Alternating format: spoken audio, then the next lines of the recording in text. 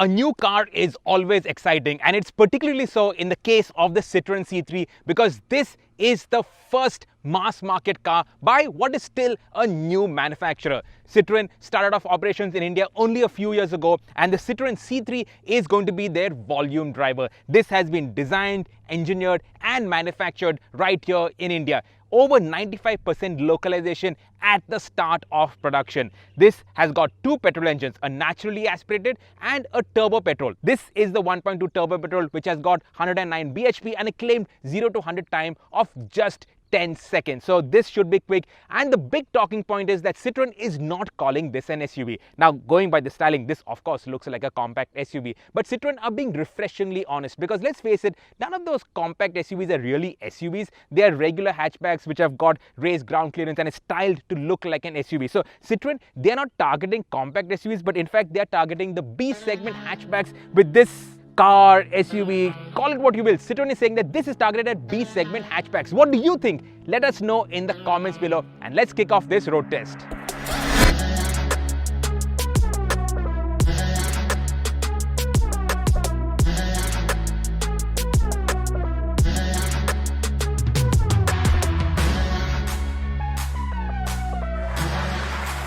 Let's start with the styling, which has been clearly inspired by the C5 Aircross SUV. Over on the nose, you get the double chevrons, which is the Citroen logo, and it is integrated really well into the nose. You don't get full LED lights, but you do get LED DRL running lights, fog lamps down there.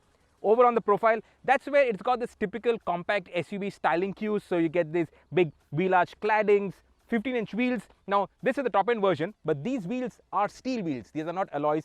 The hubcaps are made to look like alloys. You can get alloys as part of the over 70 accessories that you can slap onto the C3, but the standard car comes with steel wheels. On the accessories front, you can also get an orange roof. This is the black two-tone roof. You can get the funky orange roof, which gets orange wing mirror caps, more orange accents on the side, so make it look a little more funky. 180 mm ground clearance, so it is compact SUV territory and it'll take Indian roads like a breeze. The door handles, this full type door handles, you have a very visible keyhole, which nowadays you don't see in too many cars. So that's that.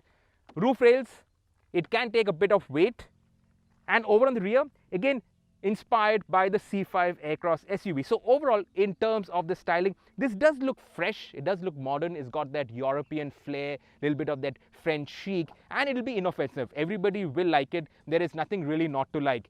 You don't get a wiper for the rear screen, so that's there. You don't even get it on the accessories. But yeah, that's the styling. What do you think about it? Let us know in the comments.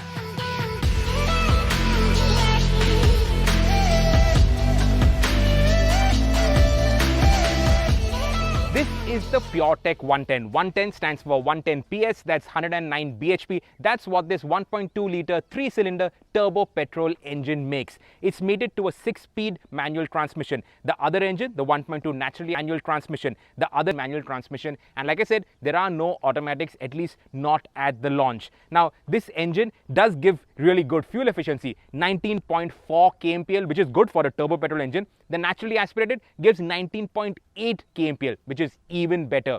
Overall weight of the car, 1035 kilos. So it is a light car. Now, over on the inside, and especially when you look through the engine bay, here you can see visible signs of cost cutting. For instance, if you look right down, you can see that there is no underbody shroud.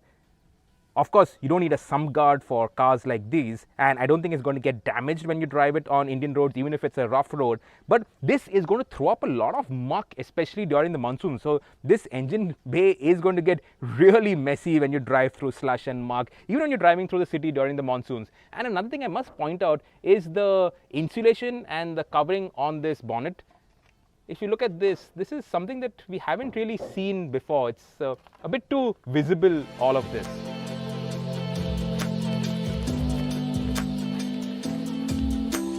The cabin of the C3, if you ask me, I think it is nicely styled, especially the dashboard. It's got this chunky SUV-ish kind of vibe going on here, which looks good. The quality also is pretty good. Of course, you won't get soft touch plastics at the expected price, but the fit finish, everything, it works well. The aircon vents, they move well. You don't really have any problems with it. You don't get climate control, you get normal aircon. But this aircon, it works really well. I can attest to that fact. You don't get vents for the rear passengers, but this blower is actually pretty strong, so the cabin cools very quickly. The best part of the cabin is the 10-inch. This blower is actually, it does work well, it's responsive, and it gets wireless CarPlay and Android Auto, though it doesn't really have all those connectivity features that everybody else is talking about. No wireless charging. It has these guides for running your cables so that your cables are not dangling all over the place. You get a USB charger here, a 12-volt socket, 2 USB chargers for the rear. On the rear, I will point out that the power window switches, they are out here behind the handbrake. It's not at the doors, so that's a bit of an irritant. Now, the digital cockpit is not a digital cockpit. It is a small digital display, and it's been a really, really long time since I did not find a tachometer in any car. This does not have a tachometer. I think that is a big miss. You get controls for the volume on the right side of the steering wheel, nothing on the left. This is the blank, no cruise control, so there's no controls for it. Lots of storage spaces, so lots of cubby holes, so that space is there. You don't get power mirror adjustment. You have to do it by hand, and if you have to do it on the other side, well, you got to reach out. And because this is a biggish cabin, it's got claimed best shoulder room in its class. You really have to stretch out to operate the mirror on the other side, and it does not auto close. So when you get out, put it in a tight parking spot, you have to manually shut the mirrors. Also, you don't have a day-night mirror. When was the last time you did not see a day-night mirror in a car? Let us know in the comments below. I cannot even remember. So you have to manually move the mirror down in the night. And yeah, that's the cabin of the Citroen C3. The seats, one-piece seats, and it's comfortable. I'll give you that. So over long drives, you'll be fine. But the steering, it only adjusts for rake, not for reach. Though that said, the driving position for me is actually well sorted, and visibility is also good. Citroen claim a best-in-class rear shoulder room, but they are comparing it with B-segment hatchbacks. And of course, compared to a hatchback, this is more spacious.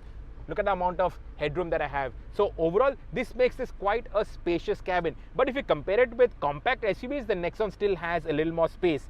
There is good knee room, but it's not an overabundance of knee room. It's just maybe an inch of spare knee room. You can sit 3 abreast, but I have to point out, the central transmission tunnel is actually very prominent. Most manufacturers, especially with these front wheel drive platforms, are moving towards a flat floor, whereas here it's got a very prominent tunnel. So that does impede comfort for the middle passenger.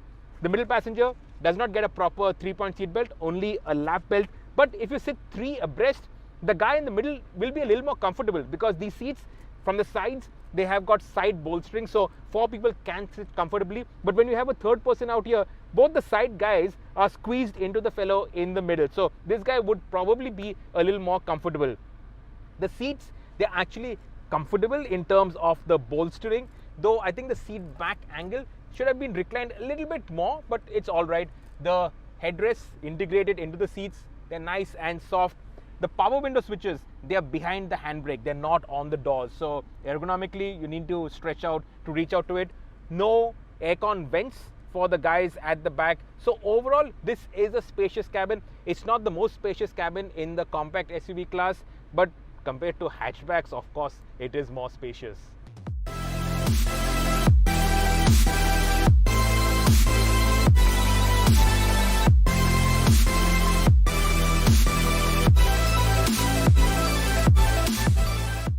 Right then, let's get going with the Citroen C3. This is the 1.2 turbo-petrol, makes 109 bhp, 190 Newton meters of torque. And because the entire car is light, just over a ton, 1035 kilos, it does give it an enthusiastic turn of speed. It's a quick little car, and in terms of refinement, it's also a pretty silent car. It is a 3-cylinder engine, so at idle you do find those 3-cylinder vibes coming through, that irregular idle. But when you're cruising like I am right now, it's pretty silent, the engine. The powertrain refinement is good.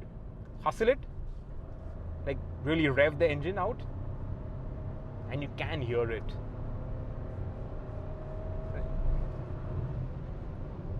But when you're just cruising, just driving down the highway like we are right now, it's a pretty silent engine. The gearbox, the 6-speed manual gearbox, bit notchy in terms of the throws, not very slick. It's not like Japanese gearboxes which shift smoothly like a hot knife through butter. Little effort is required, though I have to say that the clutch weighting is fine. It's not like your left foot is going to get tired. But I'm surprised that there is no automatics right now at launch. Considering the popularity of automatics, everybody wants an automatic. Also looking at the congestion in our cities, automatic makes a lot of sense, and the C3 does not get an automatic right now. A surprising miss.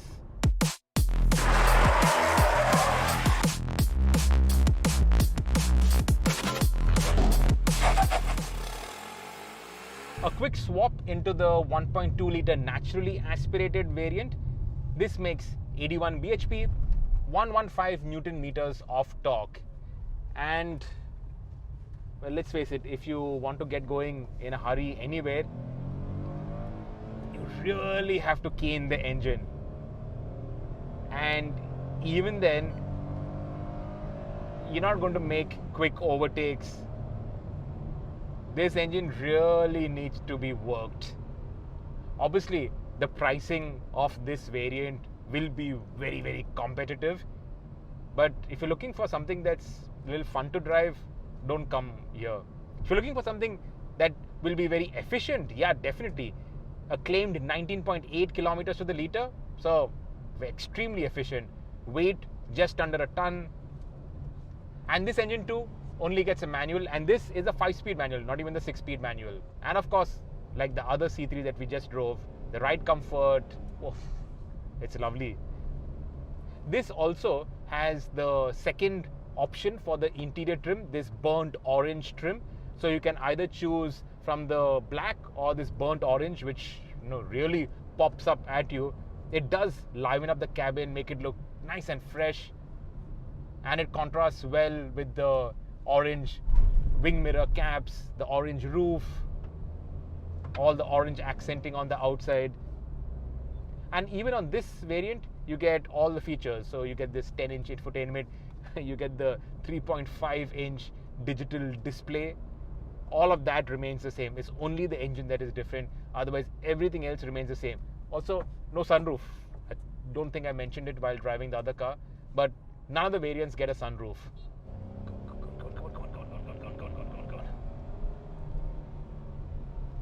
You really have to work this engine. If you see the lights turning orange, don't try to make a dash for it, because I don't think you will make it. But on the flip side, the refinement is actually very good. I don't know what revs I'm doing right now, because obviously no tachometer, but it does pull silently. Like the 6-speed manual, this 5-speed gearbox also, it's not the slickest shifting gearbox that you can find. Little notchy, little bit rubbery. Works okay, but not exceptionally. And like I said, 5 speeds, no automatic. Why no automatic? But the refinement is good. It's a 3-cylinder engine, but still very good refinement. But this is Evo India, so I think we will swap back into the turbo-petrol and go find a few corners to talk about the handling.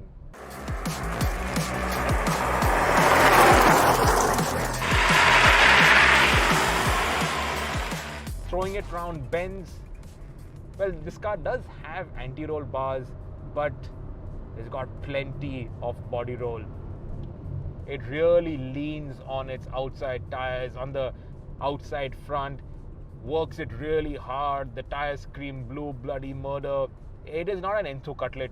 It's not a car that you would want to hustle through bends. And the steering, it's vague. It's not precise. This is not a car that has been engineered to fly through corners.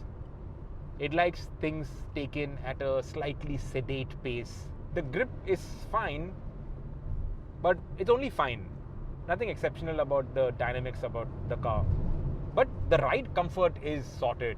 This is actually very comfortable. So all these ripples on the highway, they're taken in really nicely. It goes through it all very well. And then when you find rumble strips like this, goes through really nicely. The ride comfort is sorted.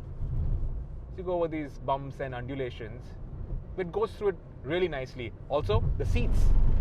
They're comfortable seats. I've been driving this more or less for the entire day now. And I have to say that the seat comfort is sorted. The driving position is also good, even though the steering does not adjust for reach, only for rake, but still the driving position is good, the visibility is good. And you go over these, it's fine. Takes it all very nicely. The C3 can get up to speed quickly, but you really have to play it by ear when to upshift, because the C3, it does not have a tachometer. Now, I don't remember the last time I drove a new car that did not have a tachometer.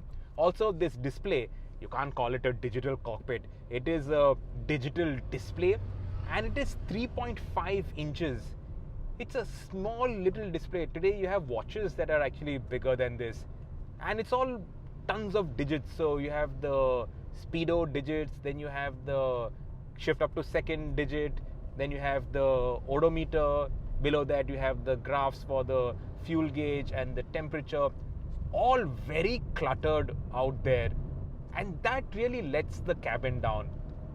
That is the most visible and irritating sign of cost cutting. You have this lovely big infotainment, and then you have that small little thing out there. That's not on in this day and age. Everybody has moved on. The manual adjustment for the wing mirrors, that sort of I can get used to, but that's tough. This is a pretty torquey motor. There is a bit of turbo lag, but I can't tell you where the lag is because there is no tacho, so wouldn't know. But that said, where the lag really low down, so the grunt is there in this engine. You stick it into 6th, cruising at 80 kilometers per hour, it's quite easy. It flows really nicely. And of course, this ride comfort, commendable. It's not as good as a Nexon, I have to be clear about that. But there's no float, no weave. It's nice and easy. They have focused on comfort and they have delivered on comfort. But then the downside, obviously, to this is that you find a corner, you chuck it into the corner. Oh. Huge amounts of body roll. The C3, it gets only drum brakes on the rear, discs obviously at the front, and it does not have ESP, only ABS. Step on the brakes, does stop well. There's not too much fade when you drive it on the road. So the brakes overall work well, but no ESP. And 2 airbags. You don't have side airbags, at least not as of now.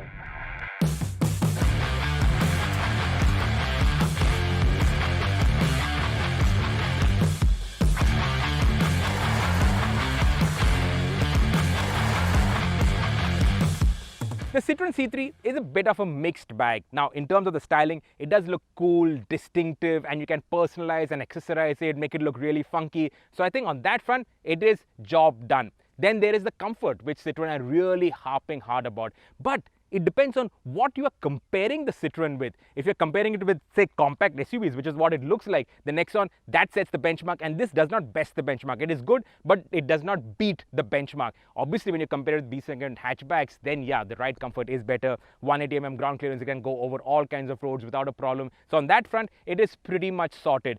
Good space inside, but there are visible signs of cost optimization. Ultimately though, it all depends on pricing, and if Citroen can undercut the Magnite and the Kiger, which right now are the 2 most affordable compact SUVs, I think you will see plenty of the C3s on the road, and then all those bits that we pointed out where costs have been optimized, that will not matter.